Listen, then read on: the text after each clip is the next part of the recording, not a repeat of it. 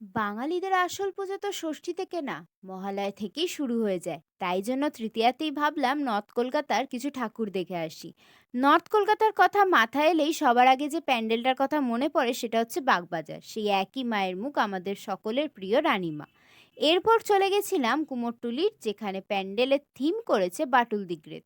এই প্যান্ডেলটা সেই দিন উদ্বোধন হয়নি বলে তাই সেইভাবে ভেতরে ঢুকে ঠাকুর দেখতে পারিনি।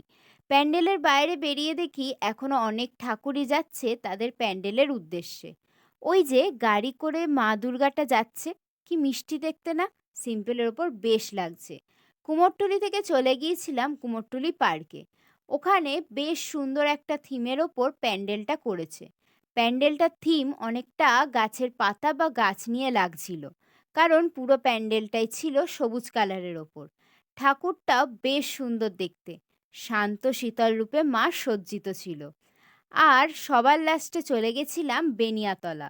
ওখানে উত্তম কুমারের ওপর থিম করেছে। ঠাকুরটাও বেশ সুন্দর দেখতে। সো কমেন্টে জানাতে ভুলো না তোমরা সবার আগে কোথায় যাচ্ছ, নর্থ নাকি সাউথ।